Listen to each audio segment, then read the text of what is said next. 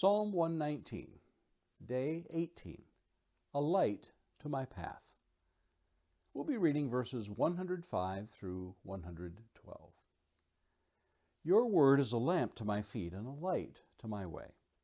I have sworn an oath and confirmed it to keep your righteous rules. I am severely afflicted. Give me life, O Lord, according to your word. Accept my freewill offering of praise, O Lord, and teach me your rules. I hold my life in my hand continually, but I do not forget your law. The wicked have laid a snare for me, but I do not stray from your precepts. Your testimonies are my heritage forever, for they are a joy to my heart. I incline my heart to perform your statutes forever to the end. Our thoughts today center around verse 105. Your word is a lamp to my feet and a light to my path. I have been fascinated with the night sky for as long as I can remember.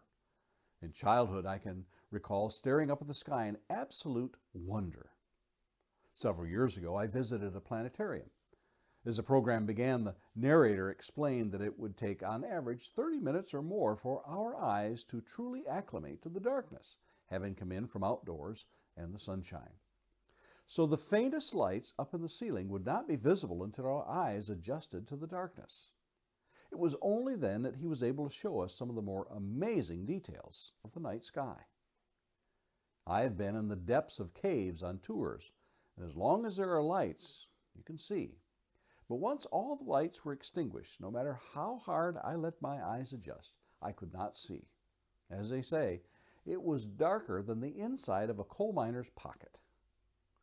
Vision is based on the receptors in our eyes reacting to the light coming through the pupil. But one need not be a scientist to understand that in order to see, we need light. We often don't need much light to see in the night. Once our eyes adjust, we can navigate down a sidewalk, a road, or a path with relative ease.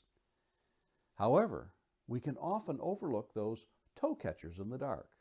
You know, the little lift in the sidewalk or a hole in the road or an obstruction on the path.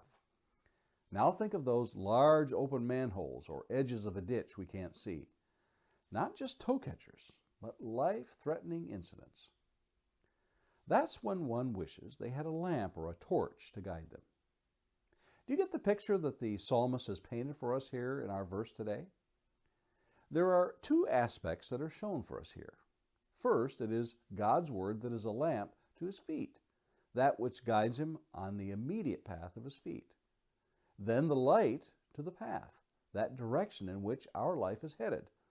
Each of the two is important in its own right. Without a light, we would stumble along the path and become prey to every danger lurking. Further, without light, we are clueless in the dark as to the direction we're going.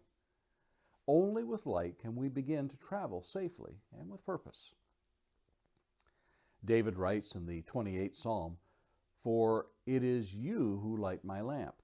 The Lord my God lightens my darkness."